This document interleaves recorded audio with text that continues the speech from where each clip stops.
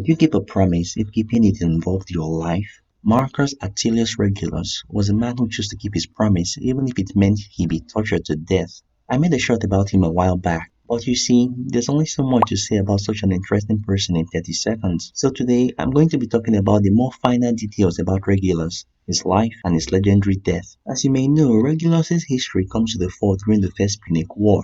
During the war, Regulus was made a Roman consul, and because he was a good military commander, he together with his co-consul won striking victories against the Carthagenians. Regulus was so confident about his wins that he and his co-consul crossed with their army all the way from Italy to Africa to bring the fight to the doorsteps of the Carthaginians, who of course were based in Africa. This was a very dangerous move, as the Romans were far away from their supply lines, but Regulus continued to trash his enemies even though he was far away from home. In the process, he also scored great loot, as the wealthy Carthaginians had much to plunder. After a while, however, Regulus' co-consul was called back to Rome to bring the booty home. Now, you may think that because Regulus was on his own, he will no longer be strong enough to stand against the Carthaginians. But Regulus was Regulus, and he was rolling in it. He even got to encroach on the city of Carthage itself, the heartland of the Carthaginians.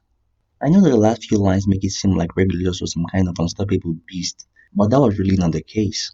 The reason Regulus was able to defeat the Carthaginians so many times was that the Carthaginians weren't the best military strategists, and though they had a lot of money and manpower, they often made very costly military mistakes, which led to defeat after defeat.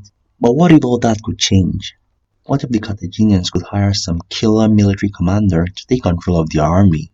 As it would happen, that was exactly what they did. Meet Xanthippus. As Regulus approaches Carthage, he supposedly asks for the total and unconditional surrender of the city. The Carthaginians are obviously pissed off, and in their anger and desperation, they hire a Spartan warrior named Xanthippus to lead their army. Xanthippus was an amazing military strategist, and because of his impeccable training and tactics, the Carthaginians crushed the Romans and sent them packing from Africa.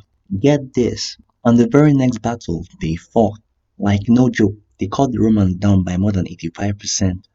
Regulus himself was of course captured, and it was what happened around this time that makes the man so interesting and legendary. It is said that the Carthaginians struck a deal with Regulus that he should go back to Rome and negotiate the surrender of his people. If he is not able to make the Romans surrender, however, he is to return to Carthage where he will be tortured to death. Regulus obviously sabotaged the negotiation of surrender, but according to history, he willingly went back to Carthage where he was tortured to death.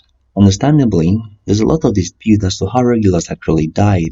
Accounts vary from source to source, and some even believe that Regulus was never sent back to Rome in the first place, that the entire story was just made up. But it is also plausible to believe that Regulus returned back to Carthage, where he probably died of starvation or some natural cause rather than nail-bed torture.